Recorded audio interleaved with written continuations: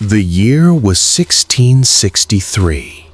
Deep in the humid, emerald labyrinth of the Panay jungle, the laws of the Spanish crown and the Catholic Church did not just bend, they dissolved completely into the dark, damp earth. A Spanish friar, Fray Juan de Valderrama, hacked his way through the suffocating undergrowth. His heavy wool habit was soaked in sweat, rain, and the unmistakable rot of the tropics. He was not an explorer. He was a shepherd looking for his lost sheep, thousands of Filipino villagers who had seemingly vanished overnight from the coastal towns of Otan and Lambunao. The sugar fields were empty. The Spanish churches were echoing hollow halls. What the fry found at the end of his jungle trek was not a camp of terrified refugees. It was not a gathering of rebels sharpening bamboo spears. It was a nightmare of absolute blasphemy. Rising from the jungle floor was a massive shadow cathedral. It was constructed of lashed bamboo, palm thatch, and the bleached skulls of sacrificed animals. The thick, stagnant air did not smell of holy frankincense. It reeked of burning forest herbs, spilled pig's blood, and the intoxicating smoke of ancient spirit rituals. At the center of a crude, blood-stained altar stood a man the Spanish Empire would soon come to classify as a monster. He wore the stolen silk vestments of a Catholic priest, but his eyes held the manic, unblinking fire of an ancient, forbidden god. His name was Tapar. He had not gathered his people to destroy the concept of heaven. He had gathered them to steal it. Deep in the mountains, out of sight of the Spanish cannons, Tapar had appointed his own pope. He had ordained his own Jesus Christ. He had crowned a local woman as the Virgin Mary, and he had declared to thousands of followers that the gates of paradise were no longer in Rome. They were here, in the mud and the blood of Panay. But the most terrifying secret of this shadow heaven lay hidden in the small, hand-stitched leather pouches hanging from the necks of his followers, the agimat. Mystical charms forged in the darkest hours of the night, charms that Tapar promised would catch Spanish musket balls in midair and grant his warriors the power of physical resurrection.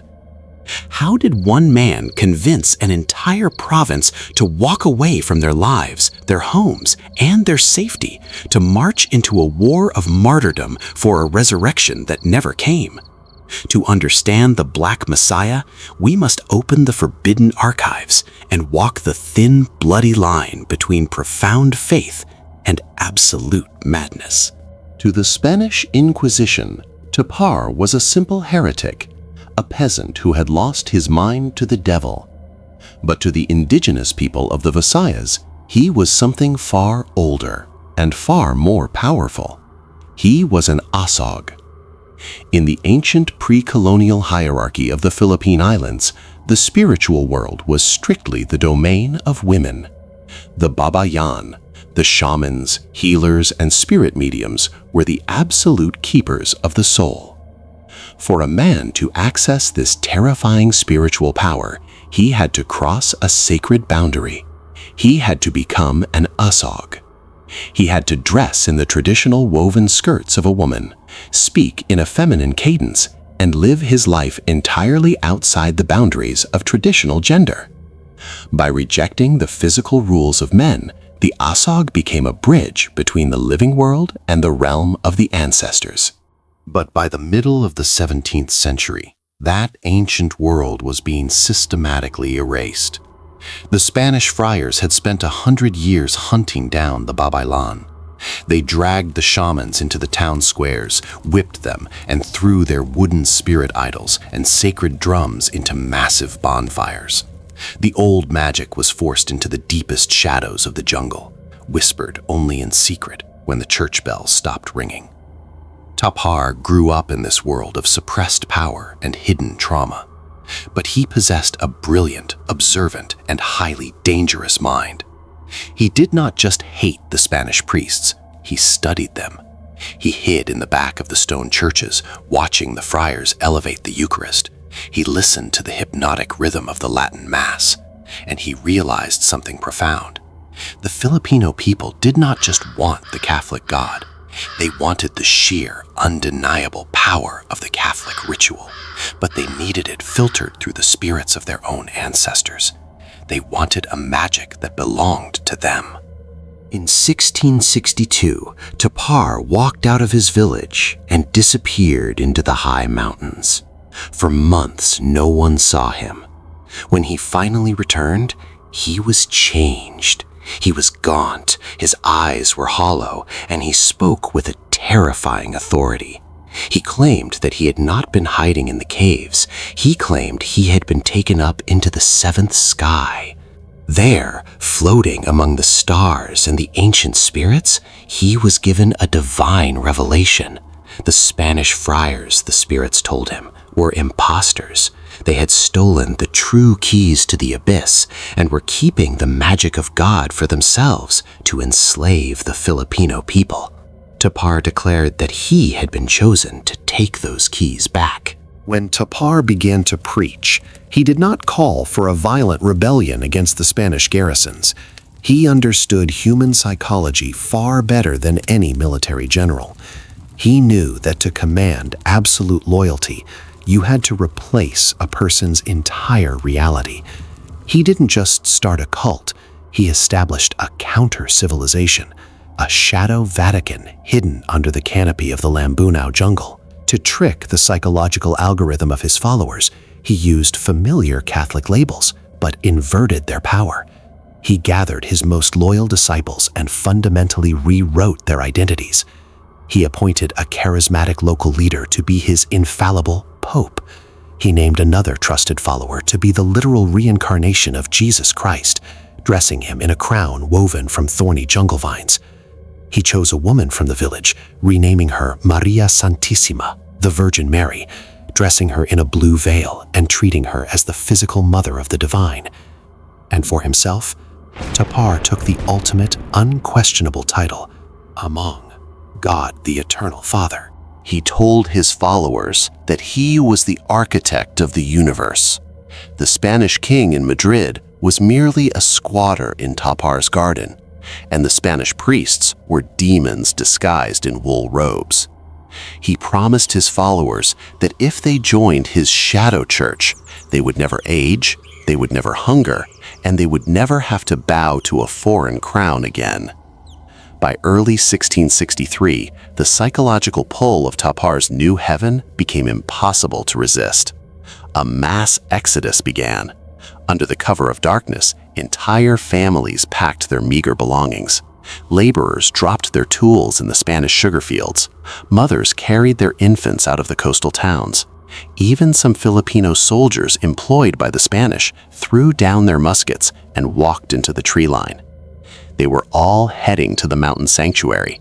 The Spanish friars were waking up to empty pews in silent villages. Tapar was not just stealing souls, he was crippling the colonial economy of Panay. But a shadow government needs an army, and an army needs weapons. Tapar's greatest weapon was not swords or spears, it was the occult power of the agimat. To a modern global audience, an amulet might look like a simple lucky charm, but in the Philippines, the agimat is a vessel of absolute, terrifying power. It is a physical contract between a human and the unseen world, and Tapar was a master of forging these contracts. He knew the ancient, unwritten rules of Philippine mysticism.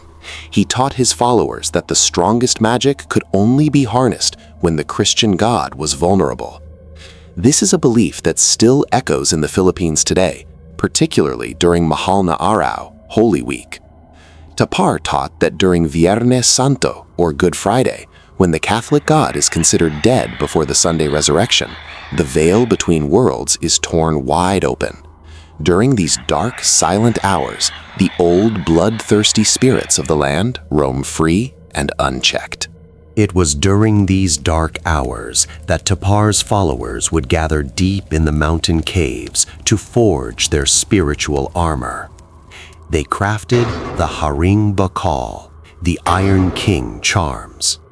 These were bits of meteorite, strange stones, or pieces of iron wrapped in black cloth, soaked in the blood of black pigs, and continuously whispered over for hours. Tapar promised that whoever wore the Haring Bakal would have skin as hard as river stones. Spanish swords would shatter against their ribs. But the most coveted and most dangerous artifact was the librito.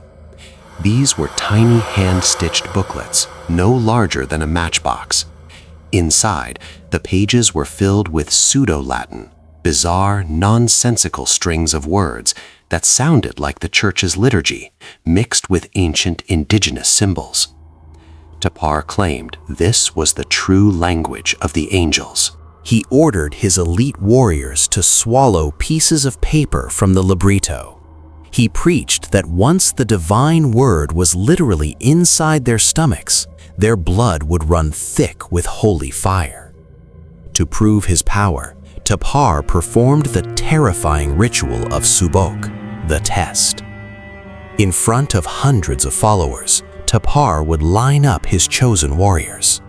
He would take a heavy, razor-sharp iron machete and swing it with all his might directly at the bare arm or neck of a follower. If the agimat was forged correctly, the warrior's faith would act as a shield. The blade would strike the skin, vibrate violently, and bounce off without drawing a single drop of blood.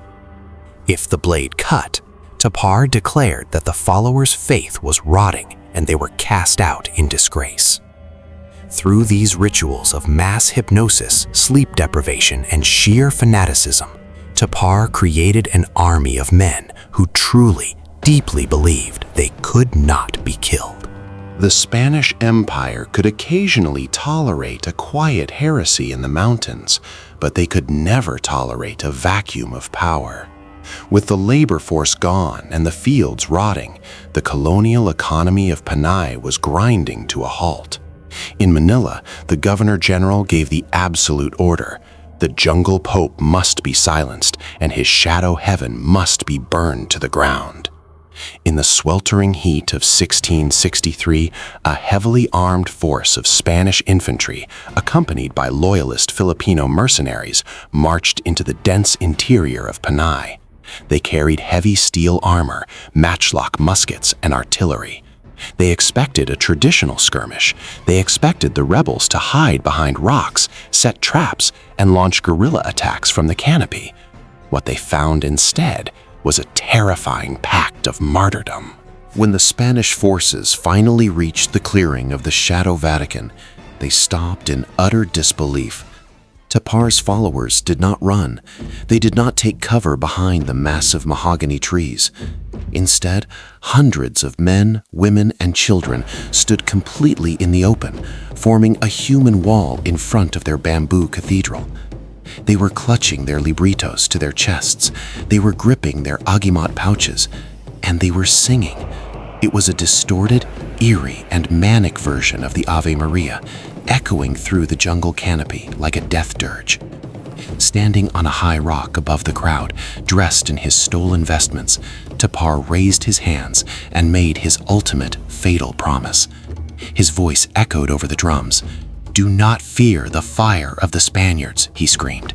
"If you fall today, you will rise on the third day. Your blood is merely the price of your immortality. Stand your ground, for you are the children of the Eternal Father." The Spanish commander raised his sword, and the front line of muskets leveled at the singing crowd. The order to fire was given.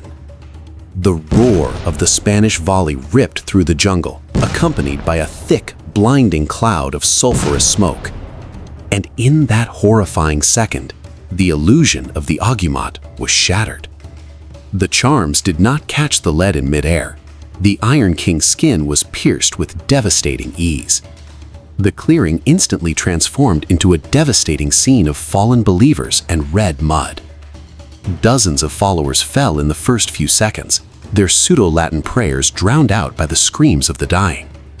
But then, something happened that deeply unnerved the Spanish soldiers. The survivors did not break line. They did not flee into the safety of the trees. Driven by a fanaticism that defied human survival instincts, they began to crawl over the bodies of their own dead, moving directly toward the Spanish muskets. They were still whispering the 3-day promise. Their minds were so deeply fractured by Tapar's programming that they believed the agonizing pain of the bullets was simply the final subak, a test of faith before their divine transformation. They believed the resurrection was only hours away. The Spanish reloaded and fired again and again until the singing finally stopped. The Resurrection War ended in an absolute massacre. The Shadow Trinity was broken. The man designated as Jesus Christ was killed in the bloody mud of the clearing. The Virgin Mary was captured, dragged screaming in heavy iron chains. And Tapar, the man who called himself God the Eternal Father, was finally cornered in a dark, shallow cave. He was dragged out into the harsh sunlight by Spanish soldiers. He was covered in dirt, charcoal, and the blood of his followers.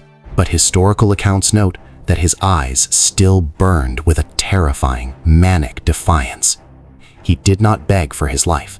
He looked at the Spaniards not as conquerors, but as demons who simply did not understand the universe. The Spanish retribution was swift, but it was designed to be as psychologically brutal as the heresy itself. The friars knew that executing Tapar was not enough. In a culture deeply rooted in mysticism, a martyr's grave could easily become a shrine. If the bodies were buried in the earth, the survivors might actually wait by the dirt for 3 days, expecting them to rise.